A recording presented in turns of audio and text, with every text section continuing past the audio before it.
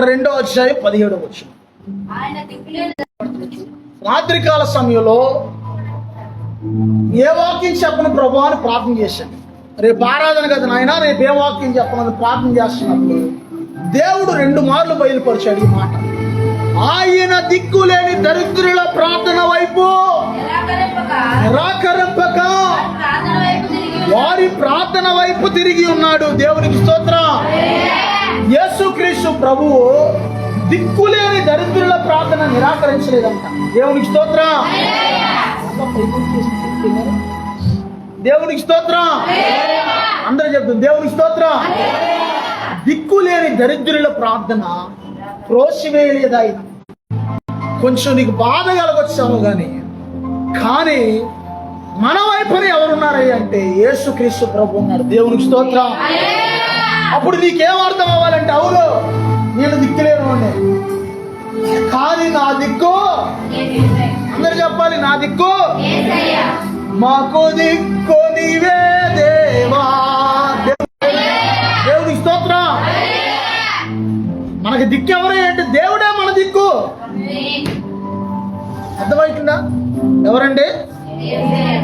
దేవుడే మన దిక్కు. ఆ యొక్క కీర్తనల గ్రంథం 22వ అధ్యాయము 24వ వచనం చదవండి. కీర్తనల గ్రంథం 22వ అధ్యాయము 24వ వచనం. ముఖాన్ని దాచలేదంట. దేవుని స్తోత్రం.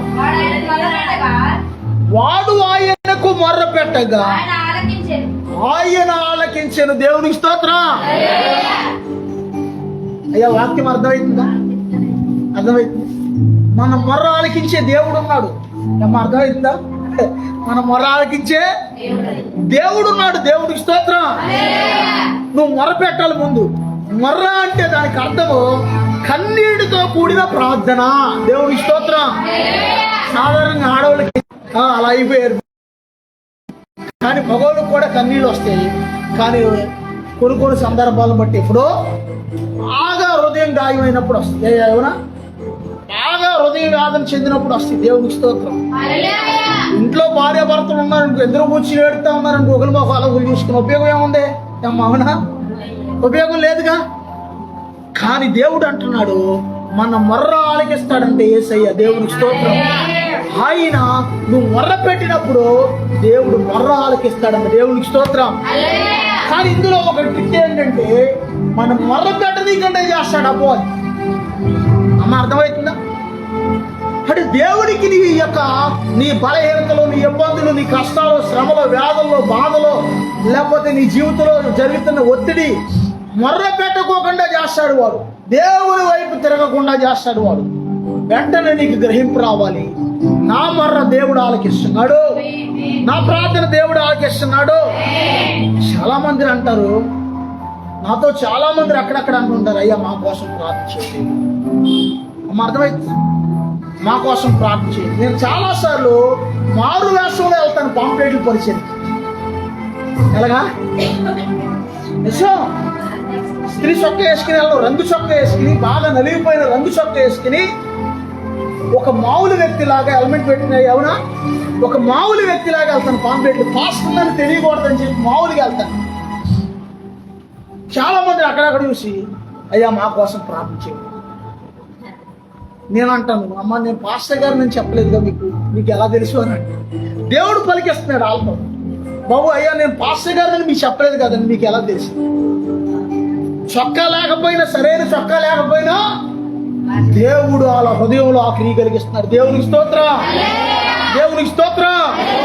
తర్వాత మరొక మాట చూసుకుంటే నిర్గమకాండము 3వ అధ్యాయము 9-10 వచనాలు చదువుకుంటే, నిర్గమకాండము 3వ అధ్యాయము 9-10 వచనాలు.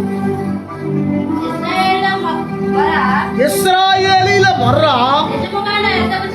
నిజముగా నా యొద్దకు చేరినది.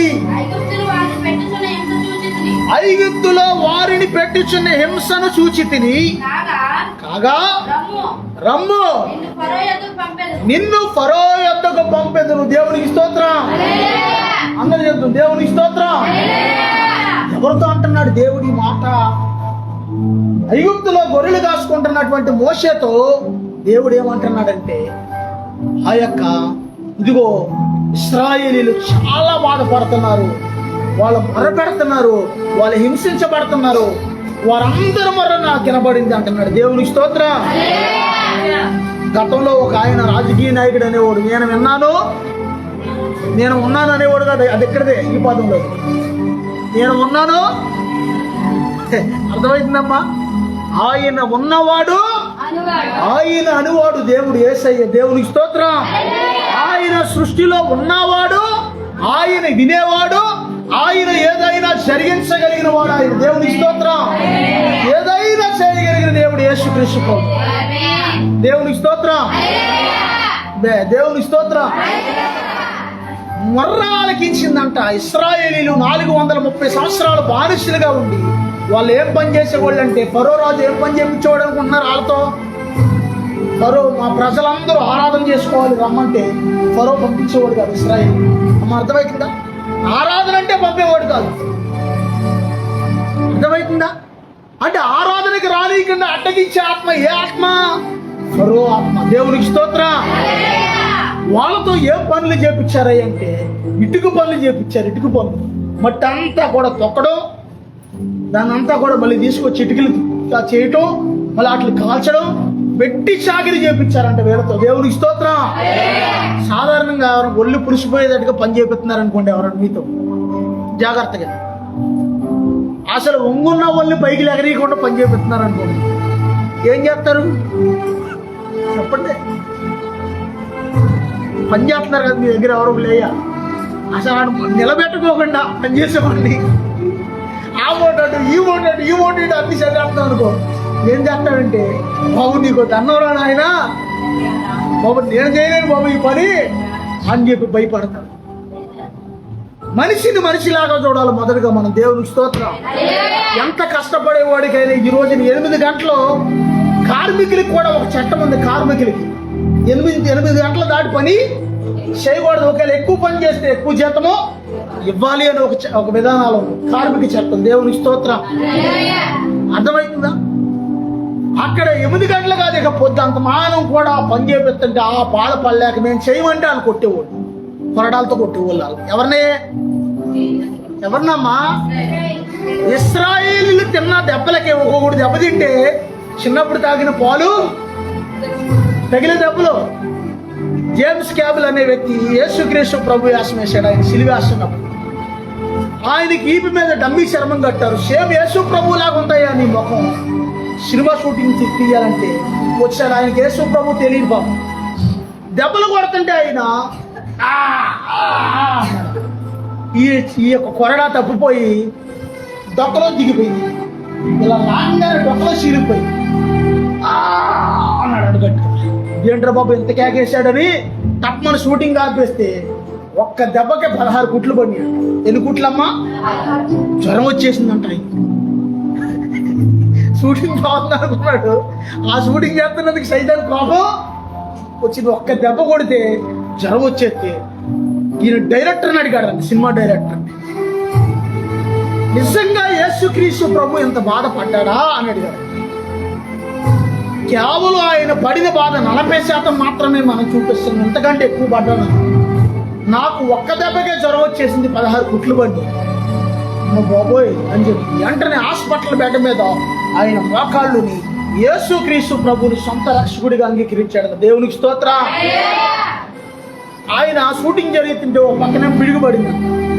సిలువలో ఆడుతున్నప్పుడు ఈయన జేమ్స్ క్యాబుల్ వాళ్ళంతా కూడా, మీరు ఆ యొక్క ప్యాషన్ ఆఫ్ ది క్రైస్ట్ అనే సినిమా చూస్తే మీకు అర్థమైంది. ఆయన శరీరం అంతా బ్లూ కలర్లోకి మారిపోద్ది. ఆఖరణ ఎరుపు బ్లూ కలర్లోకి అదో రకమైన వ్యాధి వచ్చేసిందంట. ఆయన వచ్చే శరీరం అంతా కూడా బ్లూ కలర్లో మారిపోయి సిలువ మీద ఆడుతున్నప్పుడు రక్తం కక్కేస్తున్నాడు. ఎవరో సినిమా తీసే ఆయన. అప్పుడు ఏదేమైనా సరే, ఒకవేళ ఈ షూటింగ్ లో నా ప్రాణం పోయినా సరే ఈ షూటింగ్ మాత్రం పూర్తవ్వాలి. యేసయ్య ప్రపంచం కోసం ఎంత బాధపడ్డాడో ఇది తెలియాలి అని చెప్పి ఆయన షూటింగ్ అంతా పూర్తి చేశాడు. ఆయన దేవునికి స్తోత్రం. ఆ షూటింగ్ అంతా అయ్యేసరికి ఆయనకి ఓపెన్ హార్ట్ సర్జరీ కూడా జరిగింది. అంటే ఈ ఎముకలు ఇవన్నీ కూడా పక్క తీసి హార్ట్ తీసి సర్జరీ కూడా చేశారు. ఆయన హార్ట్ ఆపరేషన్ కూడా అంటే సిలువ పదే పదే మీద పడటం మళ్ళీ లేకటం ఇవన్నీ కూడా చాలా చాలా దెబ్బలు తగిలేసింది నిజంగా ఆయన. దేవునికి స్తోత్రం. మరి ఆయనకే ఇలా జరిగితే ఏదో షూటింగ్ తీసేవాళ్ళు చాలా జాగ్రత్తగా చేస్తారు దెబ్బలు తగలకుండా.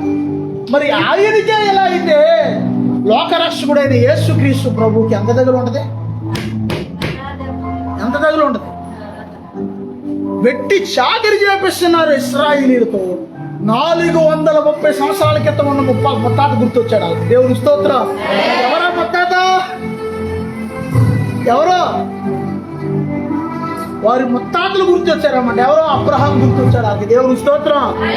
అయ్యా మా తండ్రి అయిన అబ్రహాము దేవా, అయ్యా మేము ఈ బాధ పడలేకపోతున్నాం అయ్యా, మమ్మల్ని విడిపించాయా, ఈ యొక్క ఇందులో నుంచి, ఈ యొక్క ఫరో చేతుల నుంచి మమ్మల్ని విడిపించిన ఆయన అని ప్రార్థన చేశారు. దేవునికి స్తోత్రం. సైతాన్ ఏదైనా చేస్తాడు కానీ ప్రార్థన మాత్రం చేయని.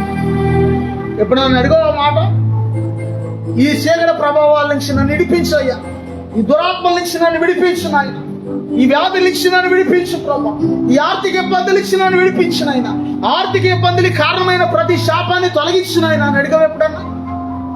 ఊరు తెరవమను అది, ఎందుకంటే నోరు మూసేస్తాడు. దేవునికి స్తోత్రం. అడిగినది అమ్మాయినా ఏంటి, అడగనది అమ్మాయినా నువ్వు అడగాలి దేవుడిని. అడుగుడి ఇవ్వబడి, వెతకుడి దొరుకుడు, తట్టుడి ఇవ్వబడి అని ఆయనే చెప్పేశాడు. దేవునికి స్తోత్రం.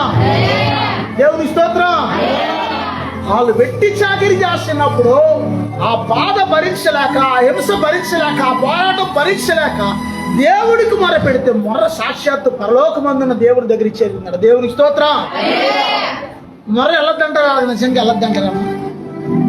ఇక్కడ ఫోన్ కొడితే ఎక్కడో ఉన్న అమెరికాలో ఉన్నవాడు మాట్లాడుతుంటే ఏంటి, ఎన్ని సంవత్సరాలు దాటాలి అమెరికా వెళ్ళాలంటే? అయ్యా 7 సంవత్సరాలు దాటాలంట. 7 సంవత్సరాల అవతలు ఉన్నవాడు మనతో ఫోన్ ఇలా ఎత్తే ఒక క్షణంలో మాట్లాడుతుంటే, భూమి మీద ఉన్నవాడు ప్రార్థన చేస్తే పరలోక రాజ్యంలో దేవుడు వెళ్ళాడా? వారి మొర్ర నేను ఆలకించాను అంటున్నాడు యెహోవా దేవుడు. అక్కడ తర్వాత ఏమంటున్నాడంటే, ఐగుప్తులో వారిని పెట్టుచున్న హింసను చూచి తిని, కాగా రమ్ము, నిన్ను ఫరో యొద్దకు పంపెదను,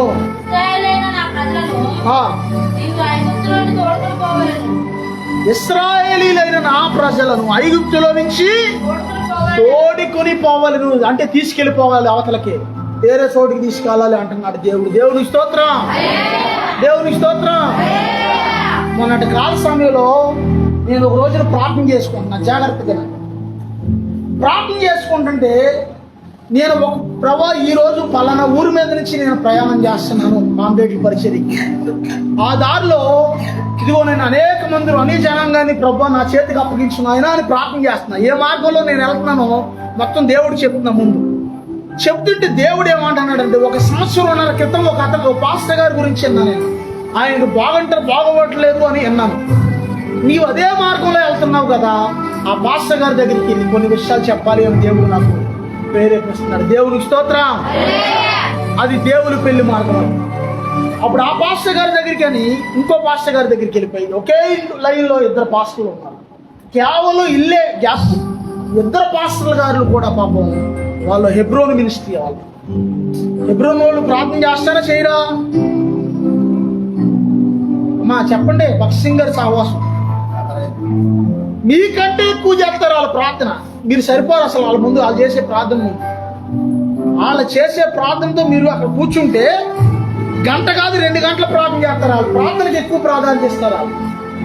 కానీ జరిగిన మైనస్ ఎక్కడుందంటే, ప్రభు క్షమించును గాక, ఆ ప్రార్థన అంతా కూడా విజ్ఞాపన ప్రార్థన మామూలుగా ఉంటుంది కానీ స్తుతి అనేది పెద్దగా స్తుతి ఉంటుంది అందులో.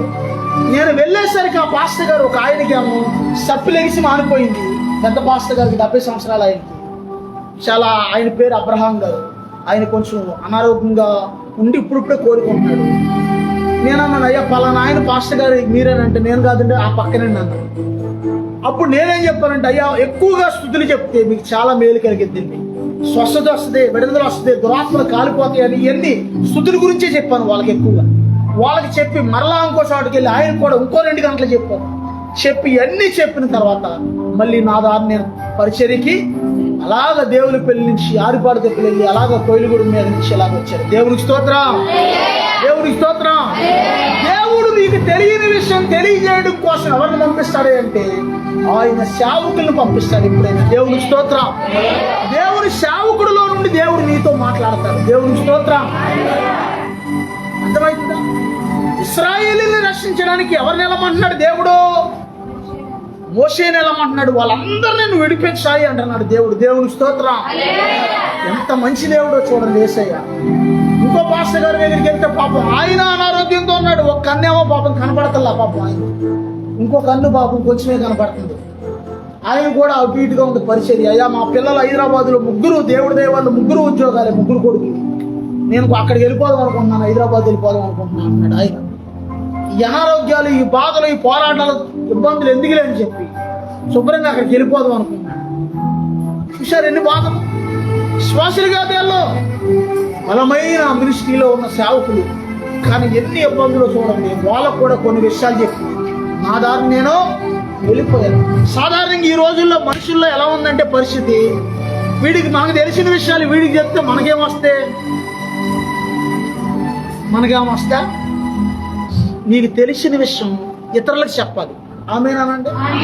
నీ పక్కనే ఎందరో ఉంటున్నారు, బోళ్ళు అవసరతలు ఉంటున్నాయి, ఇబ్బందులు ఉంటున్నాయి, రకరకాలు ఉన్నాయి. కనీసం వాళ్ళ నెంబర్ తీసుకొచ్చి కనీసం పాస్టర్ గారికి ఇచ్చినా సరే ఆ యొక్క గ్రూప్ లో పెట్టిన వాళ్ళకి కనీసం వాగ్దానాలైనా వెళ్తాయి వాళ్ళకి. దేవునికి స్తోత్రం. డైలీ దేవుడు మొన్న ఒక ఆవిడ విజయవాడ నుంచి, అయ్యా డైలీ వాక్యాల్లో నుంచి వాగ్దానాల్లో నుంచి దేవుడు నాతో మాట్లాడుతున్నాడండి అంటుంది. ఒక ఆమె కరెక్ట్గా ఫోన్ చేసి మేము అక్కడ ఉన్నప్పుడు రాజేశ్వర శెట్టి దగ్గర ఉన్నప్పుడు అక్కడ దేవుడు నాతో మాట్లాడుతున్నాడు. ఆయన నాతోనే మాట్లాడుతున్నాడు. మొన్న ఒక రోజు కల్లో పాము వేసినట్టుగా కల వచ్చింది. అదే రోజున మీరు పాము వాగ్దానం పెట్టారు. పాము పీక యేసయ్య పాము పీక. అమ్మ చూశారు వాగ్దానం. యేసయ్య పాము పీక పట్టుకున్నట్టుగా మీరు ఒక వాగ్దానం పెట్టారు. నాకు ఎంత సంతోషం వేసేసింది అది చూడంగానే. తర్వాత నేను నైట్ అంతా డిప్రెషన్లో ఉన్నాను. 3 దాకా నాకు నిద్ర పట్టలేదు. ఇంకో రోజున చాలా డిప్రెషన్లో ఉంటే ఆ రోజున తన్ను తాను తగ్గించుకొని వాడు హెచ్చించబడి అని పెట్టారు. నేను అది చూడంగానే నాకు కొంచెం మన మైండ్ రిలీఫ్ అయిపోయిందండి. దేవుడు నాతోనే మాట్లాడుతున్నాడండి డైలీ మీరు పెట్టే వాగ్దానాలన్నీ అని అంటాడు. ఈ మాటలన్నీ ఈ సహోదరుడు అంటున్నాడు ఈయన పక్కన. అయ్యా దేవుడు నమ్ముకున్నా అన్నాడు. అయ్యా మీ నెంబర్ కూడా ఇస్తే అందులో గ్రూప్లో పెడతామని పెట్టండి అయ్యా అన్నాడు. పెట్టాక అతను కూడా యాడ్ అయ్యాడు. దేవునికి స్తోత్రం. దేవునికి స్తోత్రం. నీవు చేయవలసిన పని నువ్వు చేయాలి, యేసై చేయవలసిన పని యేసై చేస్తాడు. ఆమేనండి. దేవునికి స్తోత్రం. దేవుని మాటకు ఒకవేళ మీరు ఎవరైనా లోబడితే కనుక దేవుడు మిమ్మల్ని అందరినీ ఎలా మార్చేస్తాడు అంటే మనుషులను పట్టుకునే జాలరులుగా మార్చేస్తాడు. దేవునికి స్తోత్రం. హల్లెలూయా. యేసుక్రీస్తు ప్రభు అంటున్నాడు, ఇక నుంచి నువ్వు చేపలు పట్టేవాడు కాదు, మనుషులు పట్టే జాలరుగా నిన్ను చేస్తాను అంటున్నాడు యేసయ్య. దేవునికి స్తోత్రం. తర్వాత మరో మాట చూసుకుంటే ఆ మోషేని దేవుడు పంపిస్తున్నప్పుడు బైబిల్లో మోషే ఏమంటున్నాడు? అయ్యా నేను చూస్తే నత్తువాణ్ణి, నాకు చూస్తే నాలుగు సరిగా ఉండదు. ఒక మాట పలికితే ఇంకో మాట. నత్తి ఎవరికి లేదు? అమ్మ నాకు నత్తుందా? అయ్యా ఏమండి జాగ్రత్త, నత్తుందా లేదా? నాకు నత్తి వారి పెదవుల ద్వారా దేవుడు మాట్లాడతారంట. దేవుడికి స్తోత్రం. ఫస్ట్ లో ఏదో అనుభవం ఏదో వచ్చేసింది నాలుగే అంటున్నాం. నాలుగే సరిగా తిరక్క దేవుడు ఇంకా మార్చాడు కొంచెం. నత్తి వారి పెదవుల ద్వారా యేసయ్యా మాట్లాడతాడు అన్నది బైబుల్లో. నేను నత్తోడయ్యా, నాకు మాట్లాడుతూ రాదయ్యా, నాకు జ్ఞానం లేదయ్యా, నేను తింగరోడయ్యా, నాకు చదువు లేదయ్యా, అది ఇదే ఇలాంటివన్నీ చెప్పుకొచ్చాడు మోషే. అప్పుడు దేవుడు ఏమన్నాడు? నేను నీ నోటికి తోడే ఉంటాను, నువ్వేం పలకవలసింది నేను బోధిస్తాను వెళ్ళి అన్నాడు దేవుడు.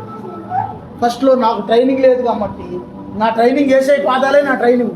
నేను కూడా ఫస్ట్లో ప్రభా మరి ఎలానైనా ఏంటి ప్రభు అంటే దేవుడు అనేవాడు. నీకు ఎందుకురా బాబు, నేను ఉన్నానుగా, నువ్వు వెళ్ళి ప్రార్థన చేసుకుని నిలబడు, మొత్తం నేను నడిపిస్తాను అక్కడ అనేవాడు దేవుడు. దేవునికి స్తోత్రం. అందుకే నేను ఒక వారమంతా ఒక్కోసారి గ్యాప్ వచ్చేసినా సరే ఎక్కడ నిలబడిన దేవుడు, పరిశుద్ధాత్మ దేవుడు అక్కడ మాట్లాడతాడు. దేవునికి స్తోత్రం. ఒకవేళ ఆ వారమంతా మెసేజ్లకు వెళ్ళకపోయినా సాధారణంగా ఇప్పుడు అంటే బిజీగానే ఉంటుంది పరిస్థితి అంతా. ఇటు కొడితే పరిచయం, పాంప్లెట్లు పరిచయం ఇదే సరిపోతుంది. రోజు ఎటు కొడితే వెళ్ళటమే. దేవునికి స్తోత్రం. దేవుడు మాట్లాడే దేవుడు యేసయ్య. ఆమేనండి. దేవునికి స్తోత్రం. అక్కడ దేవుడు ఏం చేశాడంటే ఇశ్రాయేలీలందరినీ విడిపించడానికి మోషేని పంపించినట్టుగా కనబడుతుంది. దేవునికి స్తోత్రం. స్టార్టింగ్ మూలవాక్యంలోకి వచ్చేద్దాం. మూలవాక్యం ఏంటి? ఆయన దిక్కులేని దరిద్రుల ప్రార్థన నిరాకరింపక వారి ప్రార్థన వైపు తిరిగి ఉన్నాడు. దేవునికి స్తోత్రం. తర్వాత యెషయా గ్రంథము 63వ అధ్యాయం 9వ వచనం చదువుకుంటే, యెషయా గ్రంథము 63వ అధ్యాయము 9వ వచనం. అబ్రహాము దేవుడు, ఇస్సాకు దేవుడు, యాకోబు దేవుడు నన్ను ఆశీర్వదించు. త్వరగా. అబ్రహాము దేవుడు, ఇస్సాకు దేవుడు.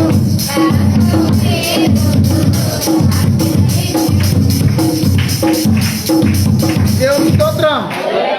అది చదవండి. యెషయా 63:9. వారి యావత్ బాధలో ఆయన బాధ నొందెను. ఒక్క నిమిషం. వారి యావత్ బాధలో ఆయన బాధ నొందెను అంటే నువ్వు బాధపడితే దేవుడు బాధపడుతున్నాడు అంటే ఎప్పుడు బాధపడ్డాడు చెప్పండి? చెప్పండి అబ్బా. నువ్వు బాధపడినప్పుడు దేవుడు బాధపడ్డాడు అని ఉంది అక్కడ. ఇశ్రాయేలీలు అందరూ బాధపడినప్పుడు నేను బాధపడ్డాను అన్నాడు.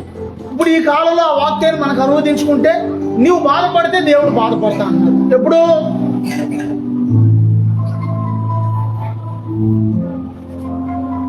మూలవాక్యంలోకి వచ్చేద్దాం. ఎప్పుడు? ఎవరి బుర్రకి కొంచెం కూడా అందట్లేదు. ఆయన వైపు తిరిగినప్పుడు, ఆయనకు నువ్వు మొర్ర పెట్టినప్పుడు, నువ్వు మొర పెట్టుకుంటావు, నాయనా ప్రభువా యేసయ్యా ఇదిగోనైనా నేను దిక్కులేను రానయ్యా, దిక్కులేను ఉన్నయ్యా, అలాగయ్యా ఎలాగయ్యా అని మొరపెట్టినప్పుడు అప్పుడు ఆయన కూడా బాధపడతాడన్న. దేవునికి స్తోత్రం. వారి యావత్ బాధలో ఆయన బాధ నొందెను. ఆ తర్వాత ఎలాంటిగా ఉండాలి? ఆయన సన్నిధి దూత వారిని రక్షించను. దేవునికి స్తోత్రం. ఎవరు రక్షిస్తున్నారు? నిన్ను కడుపులో నొప్పి వస్తుంది సడన్ గా అర్ధరేత్రి వచ్చినప్పుడు నాయనా ప్రభా నాయనా యేసయ్యా అంటున్నావు. ఇంకా నీ విశ్వాసం కొంచెం ఎంతో కొంత విశ్వాసం ఉంది కాబట్టి వెంటనే సేవకుడికి ఫోన్ చేస్తున్నావు. ప్రభా ఇప్పుడే మీరు తాకండి నాయన, స్వస్థపరచండి అయ్యా, మీ గాయపడిన హస్తాన్ని ఉంచండి నాయన అని ప్రార్థన చేస్తున్నప్పుడు ఎక్కడో ఉన్న నీకు వెంటనే దేవుడు స్వస్థపరిచేస్తాడు. అమ్మ స్వస్థపరుస్తున్నాడా లేదు? ఒక్కోసారి నాకు డౌట్ వచ్చి మళ్ళీ వీళ్ళకి ఎలా ఉందని ఎప్పుడన్నా ఎవరన్నా ఫోన్ చేసినప్పుడు మళ్ళీ ఫోన్ చేస్తాను రిపీట్. ఒక 10 నిమిషాల తర్వాత ఎప్పుడన్నా ఎలా ఉందమ్మా అంటాను. అమ్మ ఎలాగుందన్నప్పుడు ఎలాగుందన్నా అడుగుతాను. అంటే స్వస్థత వచ్చిందా లేదా అని చెక్ చేస్తాను. అక్కడ స్వస్థత ఇంకా రాలేదనుకోండి, ఇక్కడ నేను ఇంకా మోకాల మీద నుంచి నువ్వు ప్రార్థన ఫోన్ చేసి వదిలేస్తావు అంతే. అది కథ అంతా కూడా ఒడ్డుకొచ్చేదాకా నేను మాత్రం వదలను. దేవునికి స్తోత్రం. అందరూ చెప్తాను దేవునికి స్తోత్రం. నీ బాధ వచ్చినప్పుడు, వ్యాధి వచ్చినప్పుడు, బలహీనత వచ్చినప్పుడు, కన్నీరు వచ్చినప్పుడు యేసయ్యా అని చూసినప్పుడు యేసయ్యా నీ కోసం ఆయన కూడా బాధపడుతున్నాడు. నీ బాధలో ఆయన బాధ కలుస్తుంది. తర్వాత నీ బాధను తొలగించడానికి, నీ వ్యాధను తొలగించడానికి ఆయన సన్నిధి దూతను పంపిస్తున్నాడు దేవుడు. దేవునికి స్తోత్రం. దేవుని సన్నిధి యొక్క దేవదూత ఏం చేస్తుందంటే మన దగ్గరకు వచ్చేస్తుంది. దేవునికి స్తోత్రం. అందరూ చెప్తాం దేవునికి స్తోత్రం. చాలా సందర్భాల్లో నాకు దేవదూతలు కనపడుతుంది. నేను మాంత్రికుల గురించి ఒక్కోసారి ప్రార్థన చేస్తుంటా ప్రత్యేకంగా. చేస్తున్నప్పుడు దేవదూత వెళ్ళి వాళ్ళని పడేలు మన తన్ని వాళ్ళని ఇలా లాక్కొచ్చేస్తుంటది. ఇలా పట్టుకుని ఎలాగా జుట్టట్టుకుని ఇలా లాగేస్తుంటది. ఇలా నిజంగా నేను చేసే ప్రార్థనకి ఏం జరుగుతుందో చూపించిన ఆయన ఆ టైం కనిపెడుతుంటే దేవుడు చూపిస్తుంటాడు. మంత్రగాల్ని దేవదూత వెళ్ళి జుట్టట్టుకుని లాక్కొచ్చేస్తుంటది. మళ్ళీ ఆడి ప్రయోగాల్లో కూర్చోవాలంటే 1-2 గంటల గ్యాప్ రావాలి. ఈలోపు 1-2 కూడా అయిపోవచ్చాడు. దేవుని స్తోత్రం. ఎవరికి? దేవదూత ఏం చేస్తుంది అనుకుంటున్నారు? నిన్ను కాపాడడానికి ఆయన నిన్ను కూర్చి తన దూతలకు ఆజ్ఞాపించాడని ఉంది వాక్యంలో. దేవునికి స్తోత్రం. మార్గములో కాపాడుటకై నీ దూతలను ఏర్పరిచావు. మార్గములో కాపాడుటకై నీ దూతలను ఏర్పరిచావు. రాయి తగలకుండా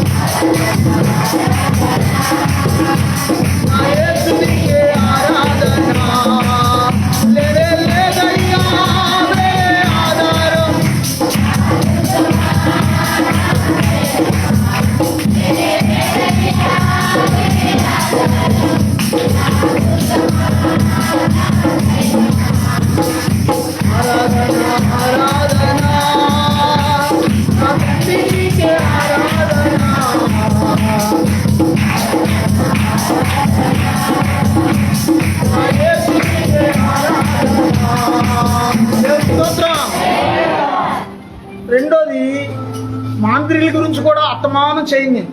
ఎప్పుడు చేస్తాను తెలుసా? నాకు ఎవరన్నా ప్రయోగాలు నాకు కేవలం నాకు విరోధంగా జరిగి నాకు కానీ మన సంఘబిడ్డలకు కానీ ఎవరైనా చేస్తున్నారు అనుకో, నాకు కనపడద్దు. నాకు కనపడదు, దేవుడు చూపిస్తాడు, అప్పుడు చేస్తాను వాళ్ళ కోసం. దేవునికి స్తోత్రం. మన జోలికి రాకుండా వాళ్ళు మనం చేయం, అసలు వాళ్ళ గురించి ఎత్తాం. అసలు ప్రభువా మాకు మా సంఘ బిడ్డలకి ఎవరైతే ప్రయోగాలు చేస్తున్నారో వాళ్ళ గొడవ ఏంటో కొంచెం చూడు నాయనా అని ప్రార్థన చేస్తాను. అప్పుడు దేవుడు పురుషుగారే తట్టు కొడతాడు. మిఖాయేలుకి ఆజ్ఞాపిస్తాడు దేవుడు.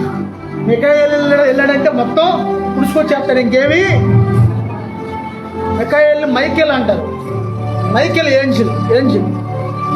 మిఖాయేలు దేవదూత వెళ్ళాడంటే యుద్ధంలోకి మొత్తం అక్కడ ఏమున్నది దుడుపుడే, మొత్తం పురుషుకులు వచ్చేస్తాడు అక్కడ పూర్తిగా. దేవుడికి స్తోత్రం, దేవుడికి స్తోత్రం. దేవుడు సర్వశక్తి కలిగిన దేవుడు మన దేవుడు. ఆయన సన్నిధి దూత ఆయన ప్రజలను రక్షిస్తుంది. దేవునికి స్తోత్రం. అందరు చెప్తుంది దేవునికి స్తోత్రం. తర్వాత మరో మాట చూసుకుంటే ఆ మత్తయి సువార్త 20వ అధ్యాయం 29వ వచనం చదవండి, ముగించేసుకుందాం. మత్తయి సువార్త 20వ అధ్యాయం 29వ వచనం.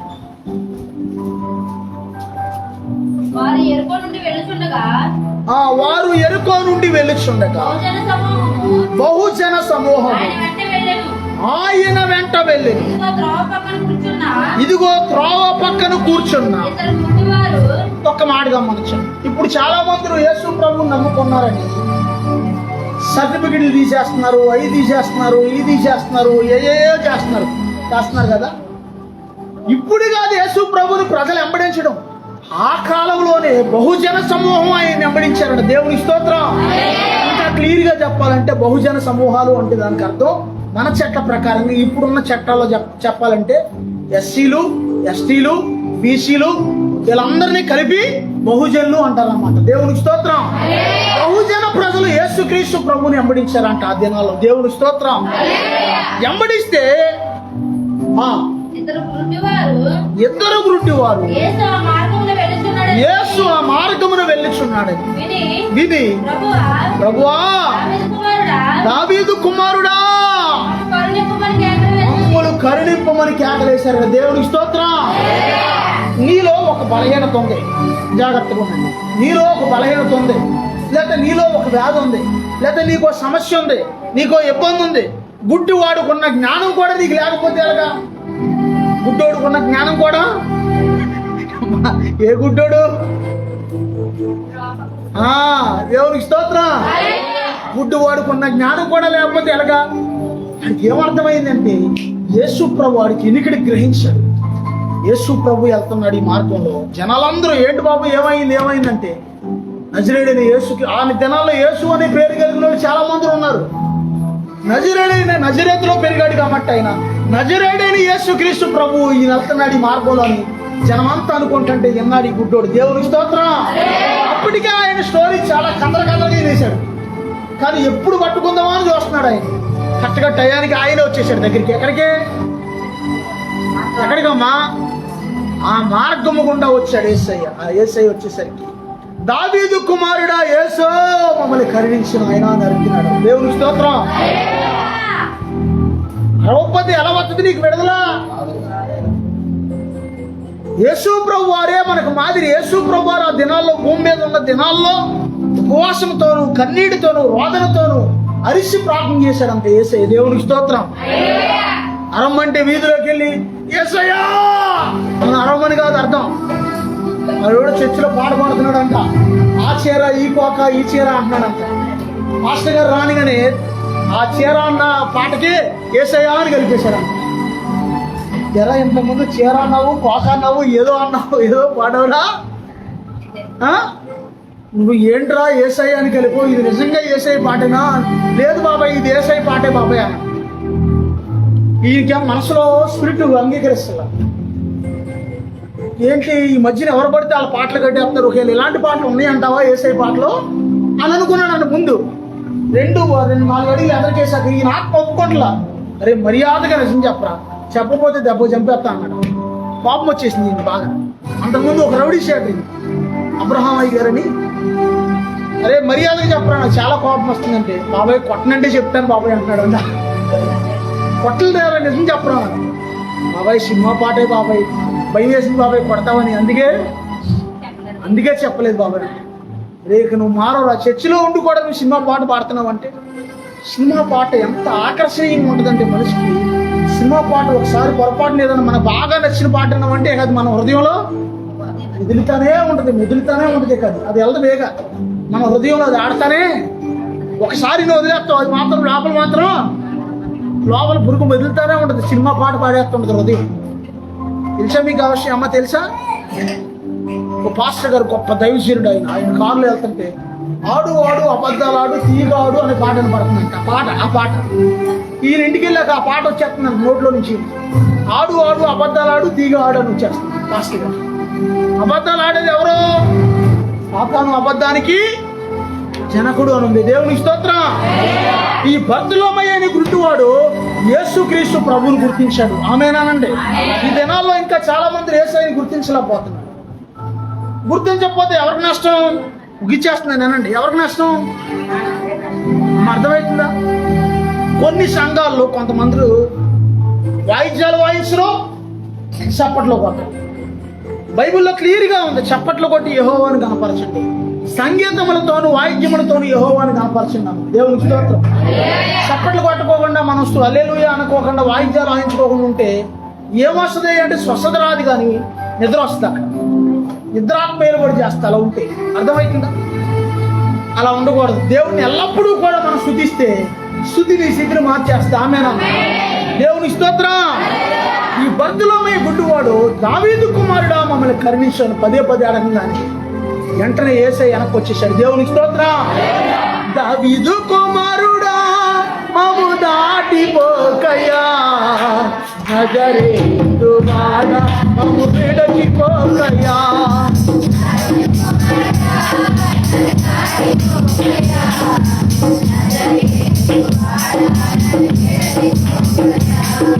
దేవుని స్తోత్రం. సరే పాడండి. దేవుని స్తోత్రం పాడండి.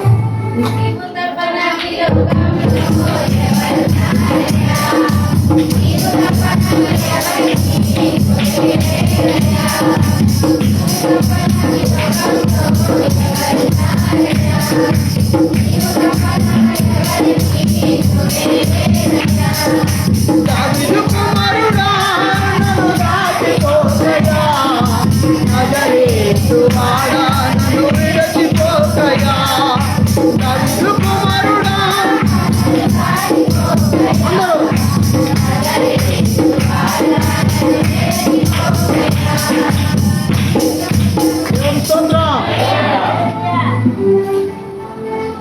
యేసు ప్రభు వారు వెనకొచ్చి బర్తులోమయ్య అనే గుడ్డివాడిని స్వస్థపరిచాడు యేసయ్య. దేవునికి స్తోత్రం. కంటి చూపుని దయచేశాడు యేసయ్య. దేవునికి స్తోత్రం.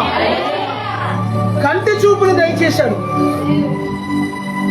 స్వస్థత వచ్చేసింది. స్వస్థత వచ్చినప్పుడు ఏం చేయాలంటే కృతజ్ఞత కలిగి ఉండాలి. కొంతమంది యేసుక్రీస్తు ప్రభు వారిని స్వస్థపరిచినప్పుడు కృతజ్ఞత కలిగి కొంతమంది ఉన్నారు. కొంతమంది ఏమో కృతజ్ఞత లేకుండా వెళ్ళిపోయిన వాళ్ళు మరికొందరు ఉన్నారు. దేవునికి స్తోత్రం. అని చెప్తుంటాను అర్థమాన్ని ఇందాక కూడా చెప్పాను. థామస్ అయ్య గారు, దహించగ్ని థామస్ అయ్య గారు, అలాంటి అభిషిక్తులు అందరి కొరకు ప్రార్థన చేసి అలాంటి దైవజనులు ఉండటం చాలా ఆశీర్వాదకరం. దేవునికి స్తోత్రం. దహించగ్ని థామస్ అయ్య గారు ఆయన దగ్గరికి ఒక మనిషిని ఆ యొక్క దుప్పట్లో గట్టికి తీసుకొచ్చారు. దుప్పట్లో మోసి అటు ఇటు. ఇంతకు ఎవరతను చెట్టు మీద నుంచి తాడి చెట్టు ఎక్కి చెట్టు మీద నుంచి జారి పడ్డాడండి. ఎక్కడో భీమవరం అన్నారు. పడితే హాస్పిటల్ అన్ని తిప్పేశారు. ఇంకెక్కడ బతకడన్నారు. ఒళ్ళంతా కూడా గాయాలైపోయింది. శరీరం అంతా కొద్ది రోజులకి ఏమైందంటే కుళ్ళిపోయింది శరీరం. బ్రతుకున్నాడు మనిషి, కానీ శరీరం అంతా కూడా అక్కడక్కడ కుళ్ళిపోతే స్మెల్ వచ్చేస్తుంటే థామస్ అయ్య గారి దగ్గర తీసుకొచ్చారంటే ఇదివరకు ఒకప్పుడు కొన్ని సంవత్సరాల క్రితం. దేవుని స్తోత్రం. అందరు చెప్తుంది దేవుని స్తోత్రం. వెంటనే ఈయన ప్రార్థన అయ్యాక ఆయన దగ్గరికి వెళ్ళి తలమై చేసి ప్రార్థన చేస్తే దేవుడు అద్భుతంగా కొద్ది రోజులకి ఆయన కొంచెంగా దేవుడు ఆయన్ని స్వస్థపరిచాడు. ఆయన ఆ వ్యక్తిని. దేవునికి స్తోత్రం. స్వస్థత పొందుకున్న ఆ వ్యక్తి భీమవరం అవతల ఎక్కడోనంట. అంత దూరం నుంచి కూడా ఆయన సంఘానికి ఇప్పటికీ కూడా కొన్ని సంవత్సరాలు అయిపోయిందంట. ఇప్పటికీ కూడా ఆయన వస్తారే పొందుకున్నాడు. దేవునికి స్తోత్రం. కేవలం ఒక్కసారి మాత్రమే మేలు పొందుకున్నాడు ఆ వ్యక్తి, కానీ కృతజ్ఞత కలిగి ఉన్నాడు. దేవునికి స్తోత్రం. తర్వాత మరొక ఆఖరిగా బర్తిలోమేయుని చూసుకుని మరొక వ్యక్తిని చూసుకుని ముగించేస్తాను వాక్యం. ఒకసారి ఆ మాట చూడండి. లోకాసు వార్త 23:42. లోకాసు వార్త 23:42. లోకాసు వార్త 23:42.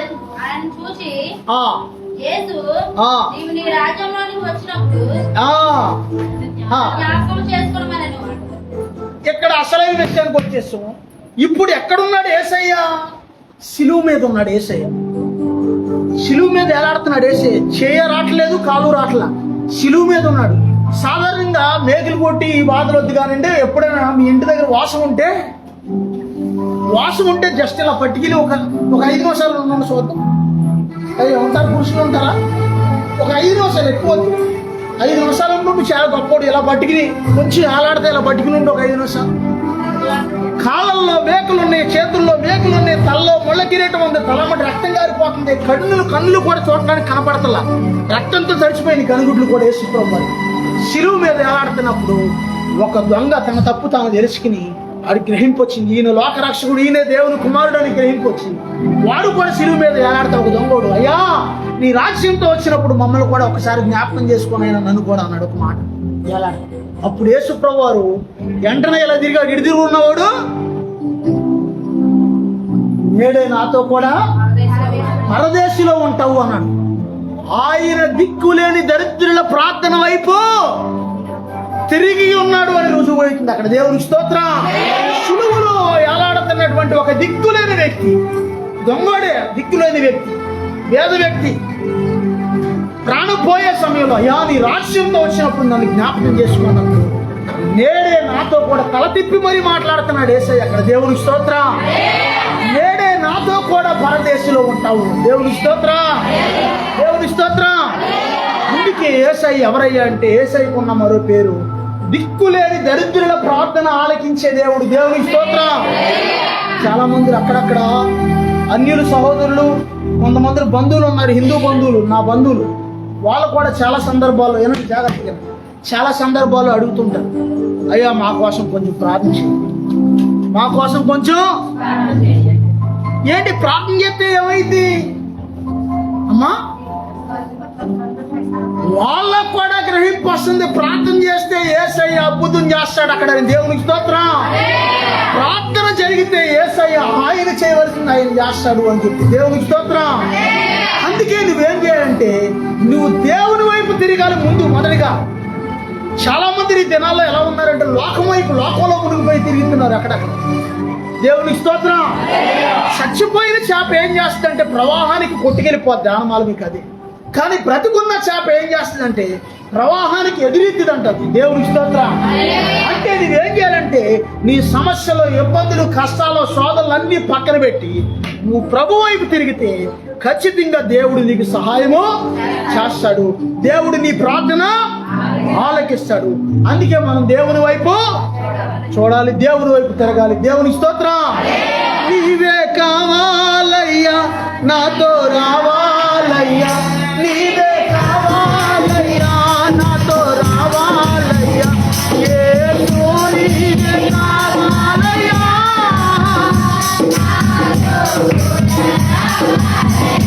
అందరూ